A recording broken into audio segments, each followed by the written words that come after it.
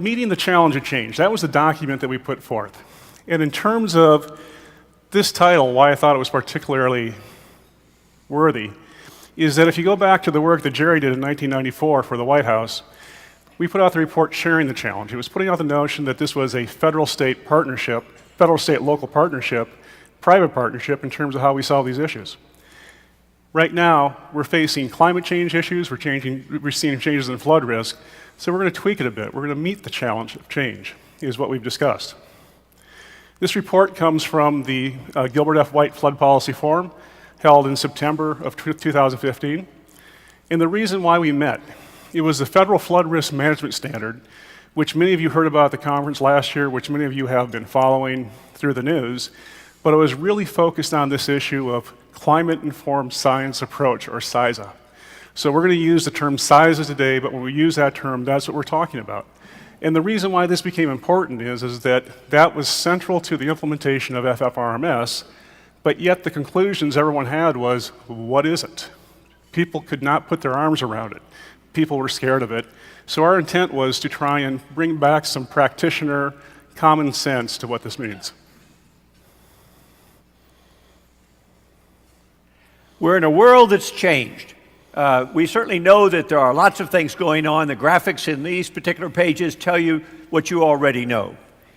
We know climate change is real. We've had two national committees look at this, one in the National Academy, one from the administration, both authorized by the Congress, funded, and they reported that climate change is real and we've got to deal with it.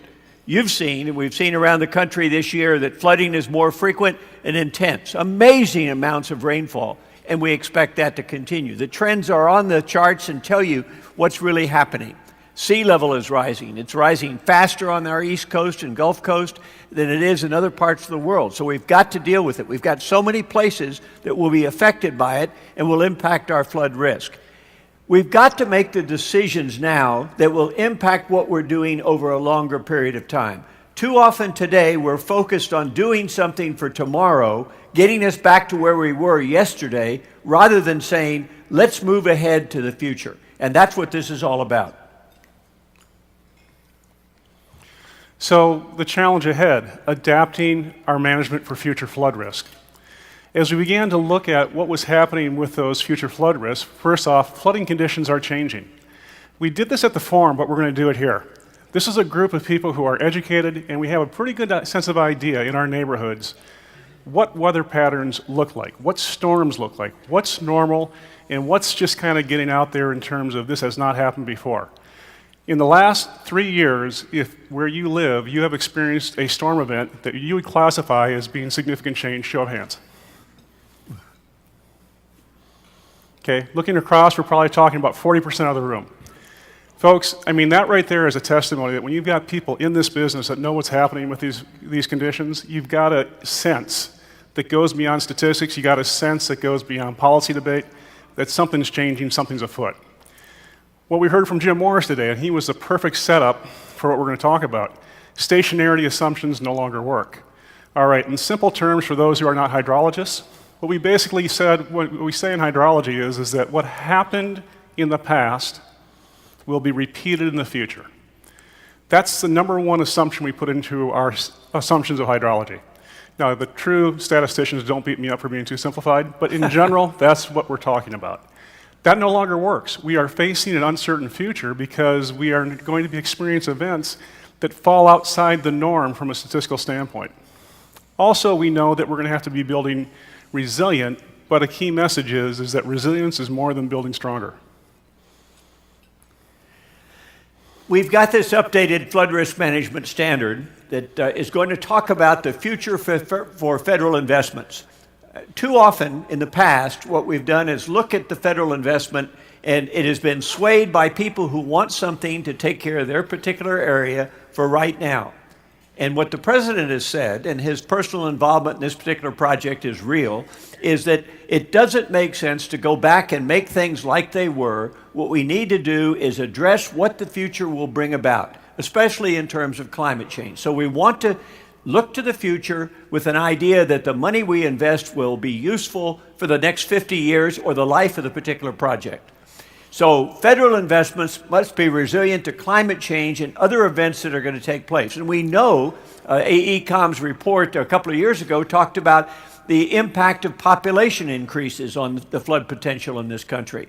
Now, the Federal Flood Risk Management Standard calls for the CISA, the use of the climate-informed science approach, which says that we've used the whole idea of Freeboard, and we've used that successfully because we had uncertainty that we couldn't cope with, and we had a certain amount of Freeboard under conditions that were, quote, normal, and others when we had critical facilities, and those may be something that you might want to do, but the focus should be in FFRMS on this CISA, taking advantage of the fact that we have very smart people in this auditorium, that we have very smart people around our country, and that we've got to come up with an approach that will give us a risk-based, long-term approach to climate change.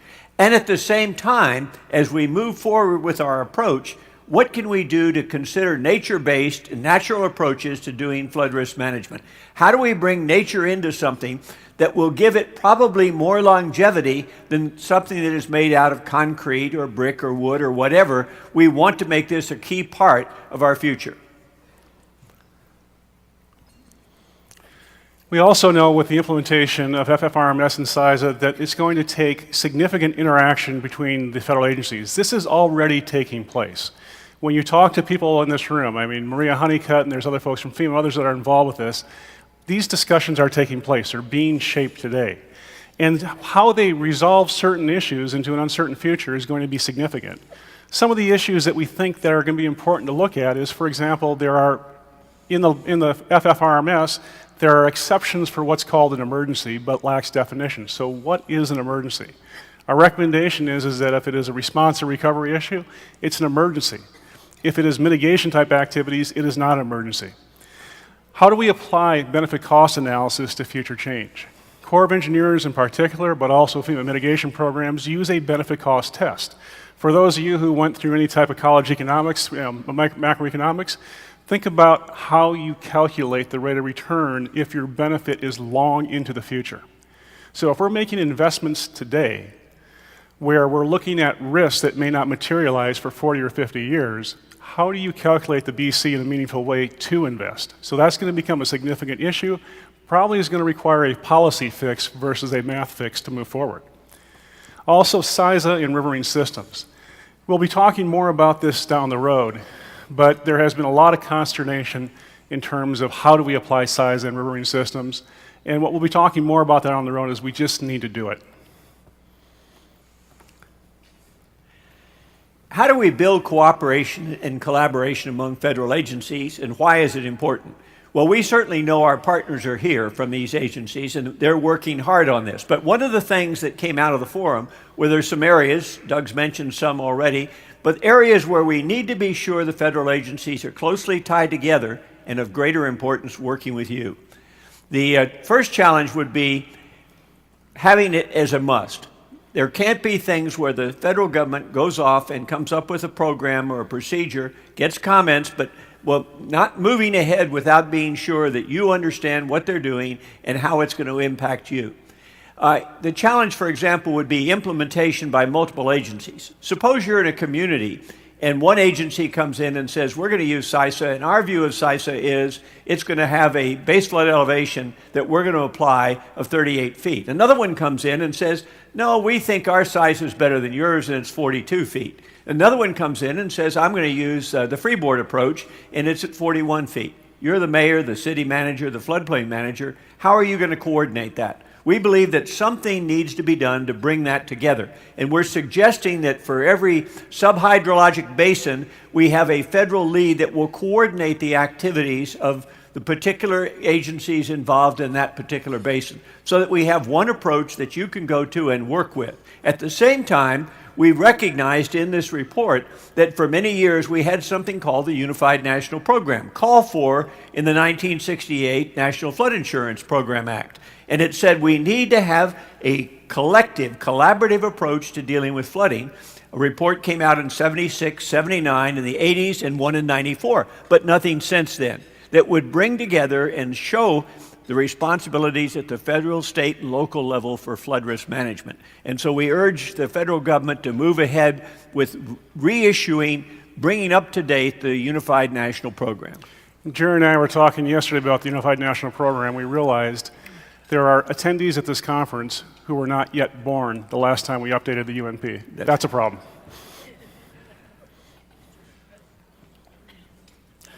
All right, so if there's the heart of this report, maybe there's two, but this is really critical right here. This is where we start to talk about investing for the future and how do we start to do these hydrologic and hydraulic estimates. And basically what the forum discussed broadly was the fact that, you know what, as hydrologists, as engineers, what we do is we make estimates based upon the data that is there. If we don't have data, we make assumptions to be able to move forward and make good assumptions. Nothing's changed. We just have a new set of assumptions we need to build in. Fundamentally, we don't need to change how we calculate things. We may need to transform the data. The question I asked Jim Morris this morning for those in the room. Fundamentally, do we need to go out and build different hydrologic models? No, we need to tweak some of the assumptions that go into it. Now, if there's hydrologic models that come out that help advance the science, that's a different story. But fundamentally, we can do what we need to do today. We just need to move forward with smart assumptions. And that's what they did 100 years ago. That's what we've been doing all along. And frankly, how many of you would consider yourself hydrologists in the room? I mean, let's face it, the real story of hydrology is that we're making some pretty educated guesses with some good assumptions, but there's a really wide band of what we are estimating even today using yesterday's methods. So the message is we can prepare CISA estimates right now. We don't need to debate this. We don't need to push the conversation today to right at the decimal point. We need to get in there and we need to start to project the trends in a reasonable fashion. Estimates will improve with time, data, and reevaluation. And frankly, we would apply those estimates with some judgment in terms of what's going on. If you're trying to make some judgment in terms of level of investment down the road, you would trend that, you would look at that. Finally, we would look at Freeboard as a method of last resort. It's a simple go-to, but there's really two problems with Freeboard. Number one is Freeboard would assume that flooding is getting worse everywhere. And I guess the good news is it won't. We know there are going to be parts of this country that will be less flood prone with a changing climate versus more flood prone. But Freeboard by policy says everyone's getting worse. That's a problem. The bigger issue is the fact that we have spent the last 20 years looking at how we measure uncertainty in our investments, how we measure uncertainty in our risk, how we measure uncertainty in our design. Freeboard does not allow a statistically viable look at uncertainty. And basically, if we hang our policies on a Freeboard, ultimately we'll undermine what has been accomplished the last 20 years. Now, what's really kind of funny is that 25 years ago, Larry Larson and I were sitting in the room with the Corps of Engineers, and we were on the exact opposite side of this issue. We argued ferociously saying, don't broadly implement risk and uncertainty. Not that the concept wasn't sound, but it wasn't really ready for prime time. It was still being evolved. Well, guess what? It's evolved. It's the way we need to be doing things, and to backslide would be a significant problem. We're really pleased to welcome Doug and Larry to the party for the Corps' standpoint. No, but it's something that's been debated. What are we doing next slide?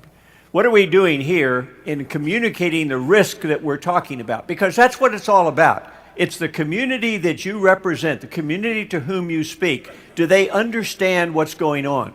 As I've traveled around the world recently, I've discovered that other communities, from the Dutch who have been at this for 1,000 years, are finding that people are just not as concerned anymore. They see so much risk, so many areas where there's a challenge that they're disregarding. They're sitting back. We can't let that happen. We've got to effectively communicate flood risk.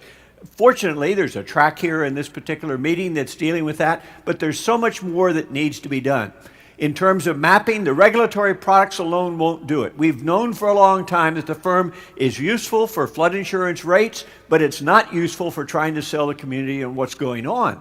And what we call the future-facing communication tools, the risk map products that are being produced now by FEMA, and all of those of you who carry smartphones, as I mentioned last year at the meeting, it's going to be different in 5 years. What is a smartphone going to look like? How much can we get there? Will Trulia and all of the apps that talk about real estate be able to pop up immediately information on what is the risk in the area where you're about to buy a house? How do we put all those things together?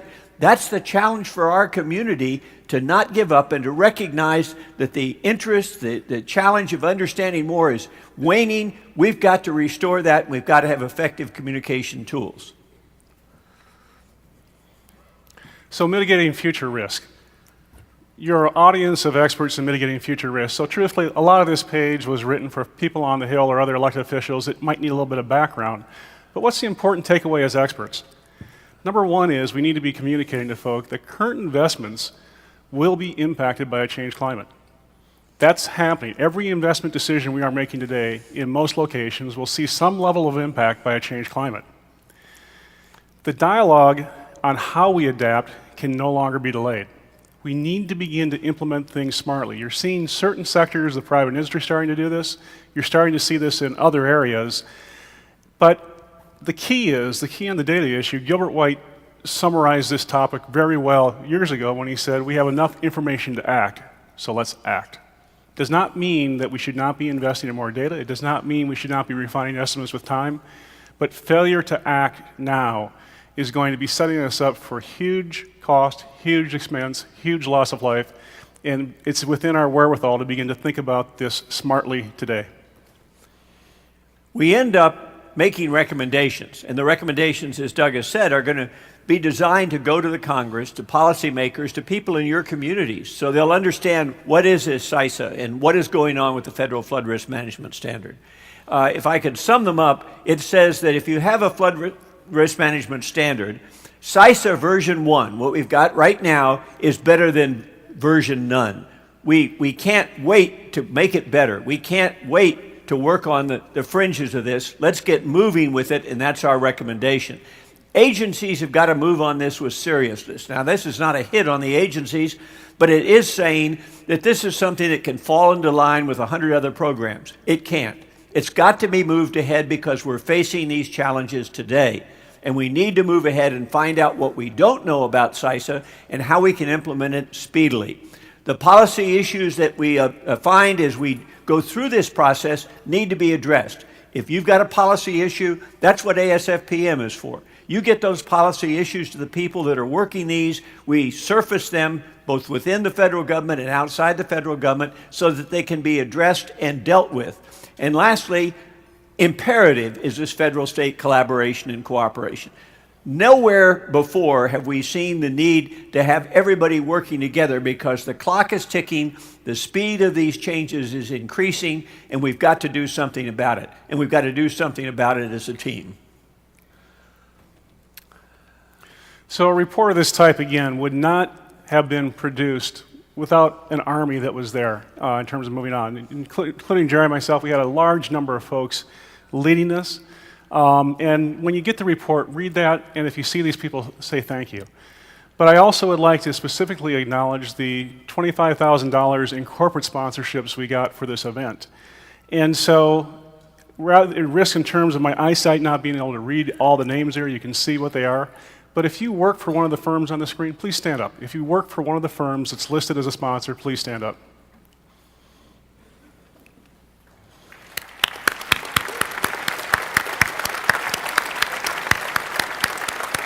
All right, stay standing.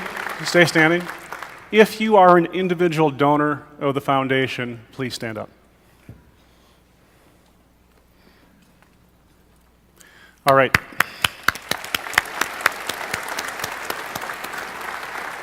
It's because of what these folks are doing that is helping us to make a difference. I was pleased to hear that 100% of our association elected officers and policy committee chairs are contributing something this year to the foundation.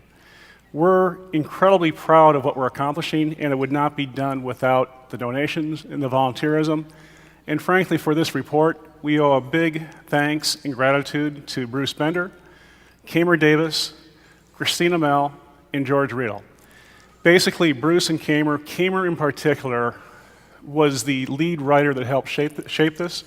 Christina worked incredible magic in terms of the graphics and the support that you saw in terms of what was going on. And George was the guy I tasked to be the project manager for this from this forum all the way through to this report being prepared. And if it wasn't for George's hands, I can tell you we would have fallen off the rail many times. So for this group, thank you.